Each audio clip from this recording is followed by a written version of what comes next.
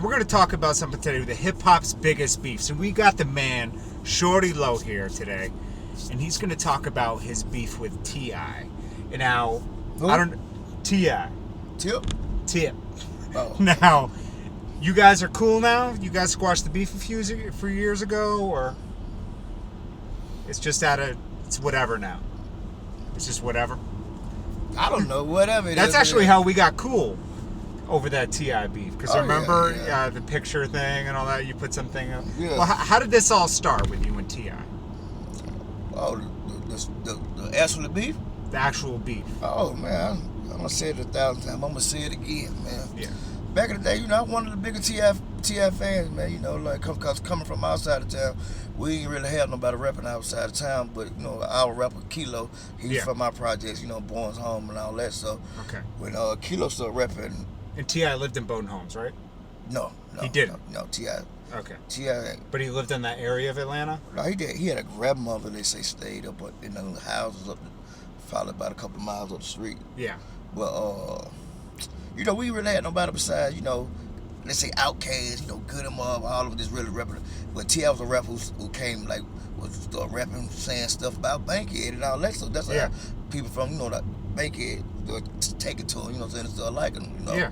So, you know, I was no rapper, period. You know, I dealt with, the big drug dealer, you know, from that side of town, you know. So back then you were just in the streets. I just in the streets, period. I wasn't even thinking about rapping, period. Right.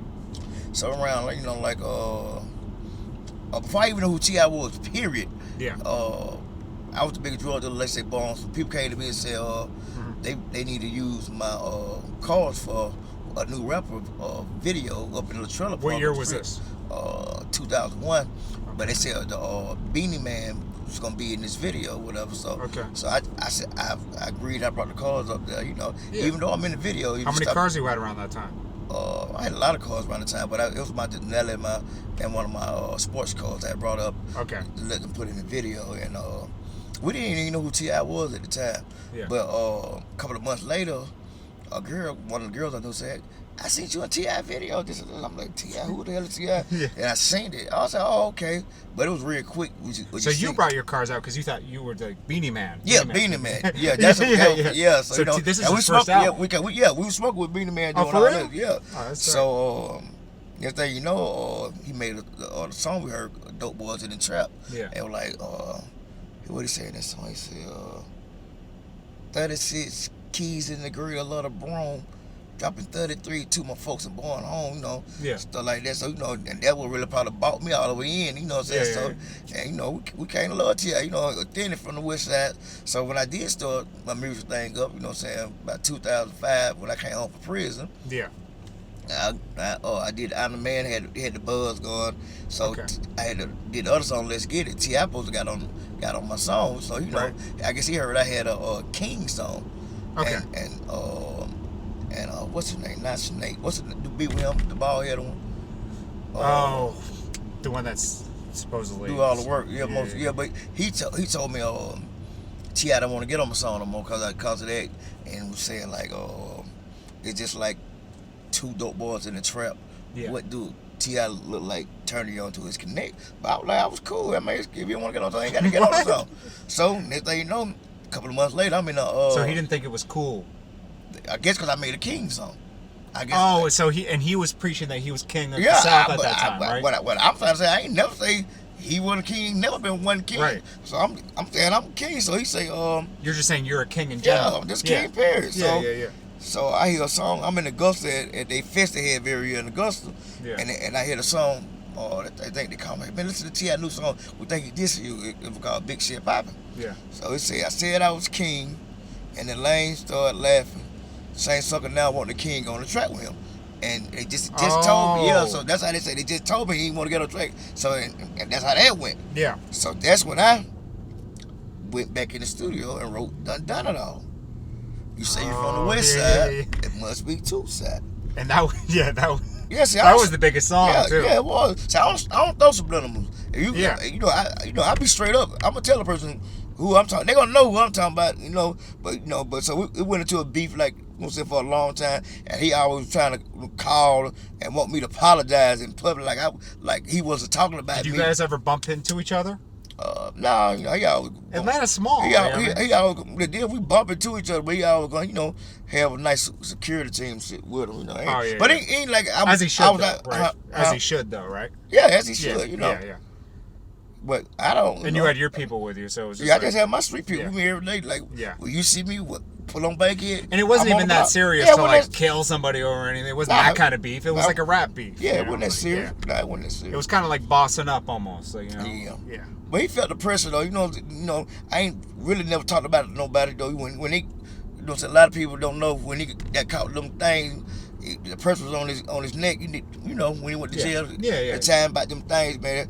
Everybody really, they know who it was for or trying to goddamn do some shit, man. But we always ready and know what was going on. We even went to try to go to my youngest in the hood. Right. Make them go against me, you know what I'm saying? Trick them, tell them they gonna give them $2 million to go against me and make it look like I couldn't go back to my neighborhood. Oh, for real? Yeah, man, but went through there Yeah. with all kind of shit and got there, you know, lit it up like New Year. And you know what I'm saying? The going away home because Phone Homes is destroyed now. So that was like that. Rest in peace to the bricks, man, you know. Yeah. But he tried to make he tried to make a little home up under me who I raised go against me, man. But you know. Was he successful at it? Man, successful, man. That man was a snitch, man, in jail right now. You know, he was a tough little dude because I raised him, man. You know, because I was tough. You know what I'm saying? So you know, it is what it is. Yeah. You know. Sometimes people turn against you. Yeah. Fuck it. When they want that spotlight, you know, so they want what you got. Yeah, he was all infatuated with T.I. probably, and that was that. Yeah. That happens though. Hey. Fuck all the suckers, man. I'm telling you. But how's the beef now? It's done, right? Like, T.I.'s doing his thing, you're doing your thing. Yeah. You guys live near each other. Oh, yeah, Ain't nothing. He my neighbor, man. We in walking distance. I heard a track with you and Young Thug just a few years ago where you said something. You live next door. What was that? It was called Next Door. Yeah. Yeah.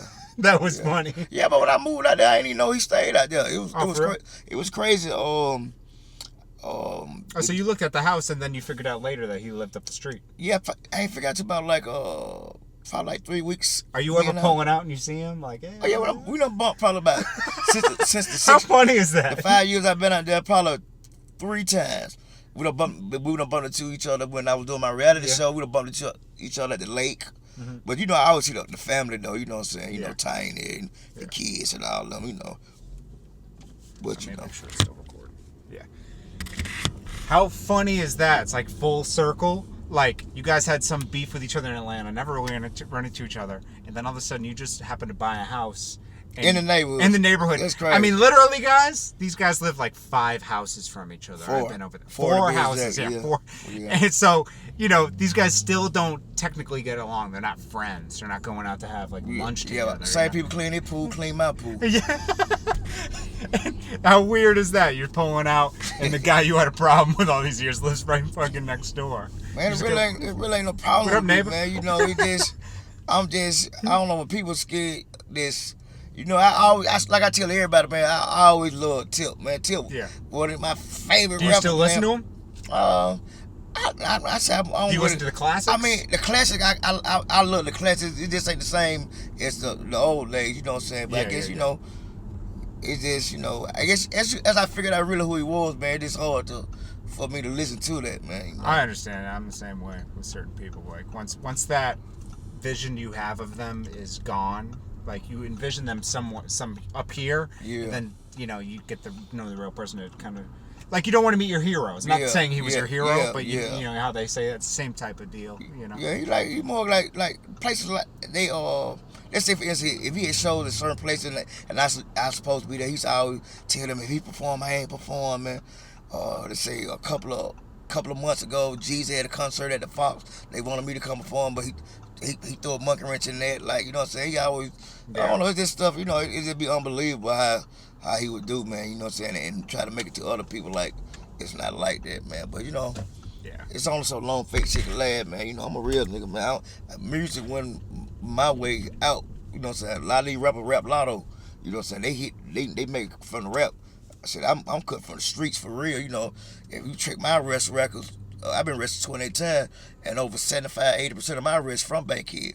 Tip ain't got one arrest from Bankhead. if you're from Bankhead, you know, if you did all this, Yeah. one arrest short. That's the beef for you.